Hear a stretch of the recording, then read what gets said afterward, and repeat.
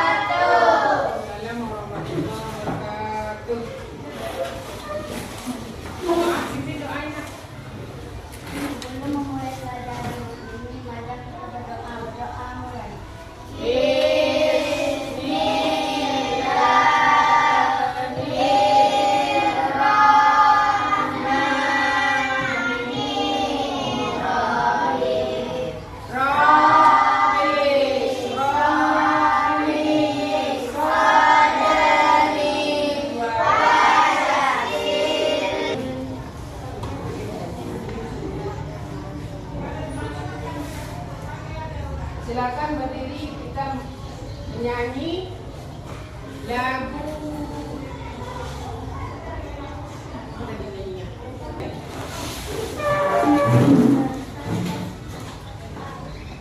Satu, dua, tiga.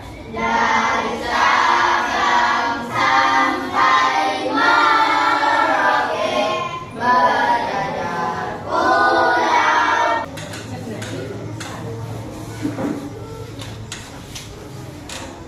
Absen ya.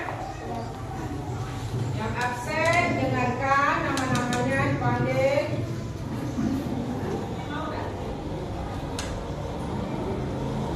Anem Dea, Muhammad Rozi, Muhammad Rizki, Muhammad Alif Widodo, Muhammad Aldi. Anak semua, pada hari ini kita belajar makna berinfak dan berzakat dan bersedekah. Jadi tujuan pembelajaran kita pada hari ini yaitu terbiasa berinfak dan bersedekah sebagai implementasi dari pemahaman Quran surah Al-Maidah surah kelima ayat 2. Ya, nah dalam Al-Quran itu Allah menyuruh kita berinfak dan bersedekah.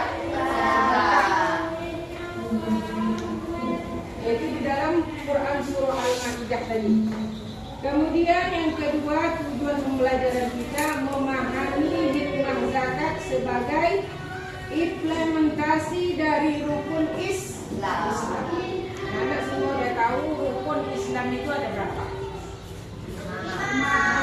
Yang pertama, mengucap 2 kalimat syahadat. Bagaimana bunyi 2 kalimat syahadat itu? Asyhadu alla ilaha illallah wa asyhadu anna Muhammadar Rasulullah.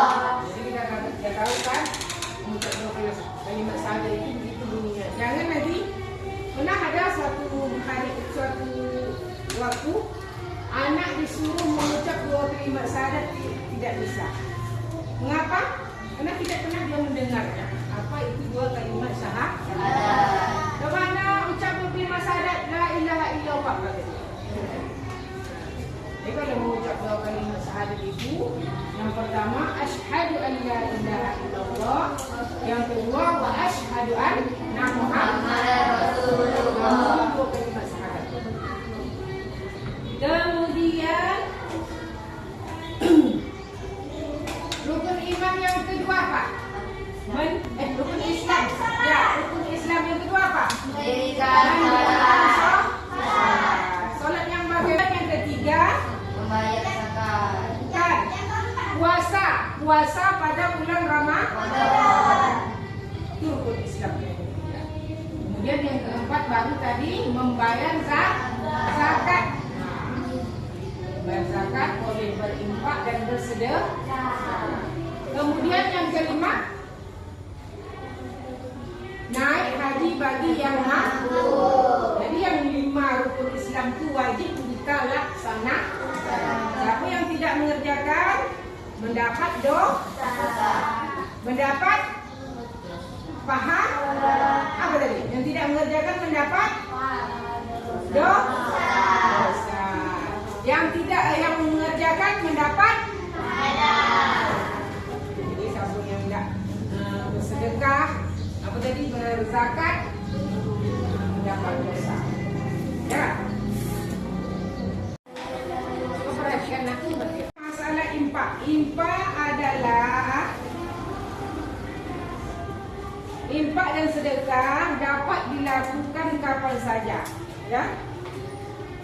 Seperti kita bisa mempergunakan uang dan barang kalau untuk infak dan sedekah. Untuk lebih paham, marilah kita cermati pengertian infak dan sedekah di dalam Al-Quran. Surah Al-Azhar. Bismillahirrahmanirrahim. Liyunfiq zu sa'atin min sa'ati wa man qudira 'alaihi rizquhu falyunfiq mimma ataahu Allah. La yukallifullahu nafsan illa ma ataaha. Sayaj'alullahu ba'da usri yusra. Artinya atau terjemahannya, hendaklah orang yang mempunyai kekuasaan memberi nafkah menurut kemampuannya, dan orang yang terbatas rezekinya hendaklah memberi nafkah dari harta yang diberikan Allah. Kepada Allah tidak membebani kepada seseorang melainkan Allah tidak membebani kepada seseorang melainkan sesuai dengan apa yang diberikan Allah kepadanya. Allah kelak akan memberikan kelapangan setelah kesempitan.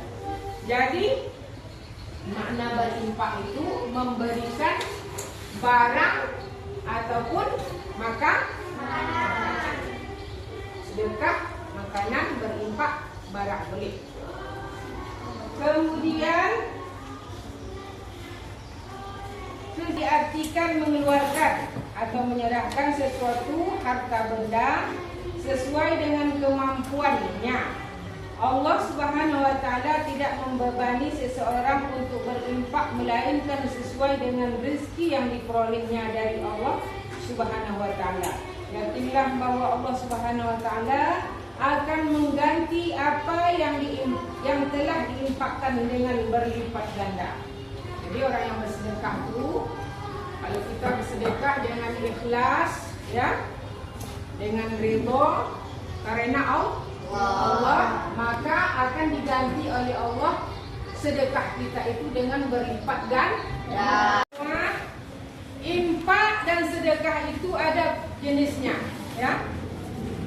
Yang pertama, infak memiliki banyak jenis tergantung pada tujuan dan cara pelaksanaannya. Yaitu ada diantaranya infak wajib, ya, infak sunnah, infak mubah, dan infak haram, ya. Sedekah itu ada yang sunnah, ada yang wajib, ada yang harus, ada yang haram. Contoh yang wajib, pernah tak dengar?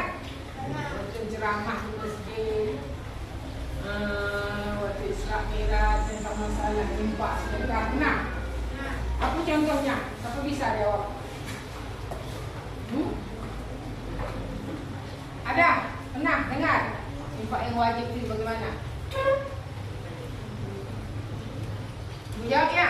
Jadi contoh infak yang wajib merupakan infak yang harus segera ditunaikan oleh seorang agar terhindar dari dosa.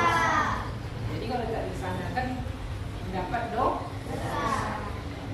Kalau dilaksanakan mendapat pahala. Sebab itu kewajiban kita bagi yang mampu, yang kaya. Ya. Kemudian infak wajib harus benar-benar tidak boleh ditunda dan harus segera dibayarkan. Contohnya Infak wajib salah satunya adalah membayar kifarat. Tahu kifarat? Atau kafarat. Kifarat atau terdiri dari denda yang harus dibayar seorang muslim ketika melakukan kesalahan atau melakukan pelanggaran. Kifarat. Ya. Itu wajib dibayar, dekatkan. Nanti dia berjanji, malahan dia mengucap sumpah lagi, aku berjanji tidak buat apa lagi, kata dia. Itu wajib dibayar. Saya, biar terbilang dia orang yang kaya. Itu namanya infak yang haram lagi, tidak dapat pahala. Uang habis, pahala tidak dapat. Itu namanya infak apa? Infak yang pamer, yang ingin diketahui orang lain. Jadi, kalau tugas kelompok membuat contoh infak wajib, infak sunnah, infak mubah dan infak haram. Bagikan kelompoknya ya, tugas kelompok. Apa tadi yang hilang tadi? Coba ingat kembali.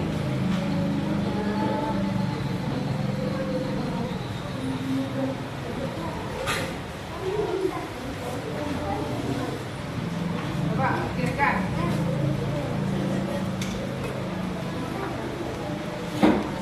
Semua dah siap? Sudah siap tugas kelompoknya? Kelompok 1 ke depan. Maju Glenn.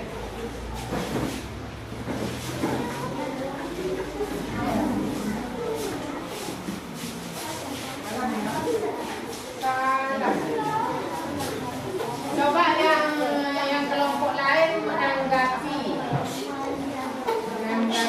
hasil presentasi teman kelompok lain. Assalamualaikum warahmatullahi wabarakatuh. Waalaikumsalam warahmatullahi wabarakatuh. Kami dari kelompok 1 menjelaskan infak yang wajib merupakan infak yang harus segera ditunaikan oleh seseorang agar terhindar dari dosa. Infak wajib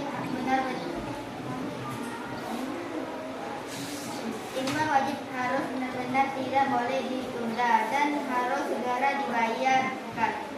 Contoh. Assalamualaikum warahmatullahi wabarakatuh.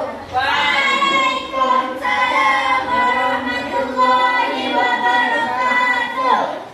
Kami dari kelompok 2 akan mengekspresikan hasil kerja kelompok kami.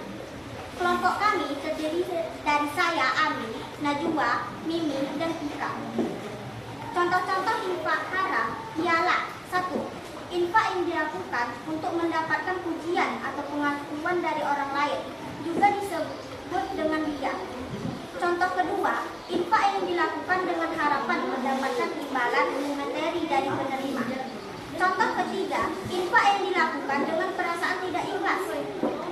Itu saja hasil dari bahwasanya infak adalah pengertian pemberian yang bersifat materi, yaitu harta atau benda yang diberikan kepada orang lain sesuai dengan kemampuan. Kalau yang dinamakan sedekah memiliki arti lebih luas dari infak, yaitu pemberian barang atau jasa yang bersifat materi dan non materi. Contohnya pada hari ini pelajaran kita, dan kita tutup dengan Alhamdulillahirabbil alamin. Jadi buat tugas ya, evaluasi tentang berinfak dan bersedekah 1 sampai 10.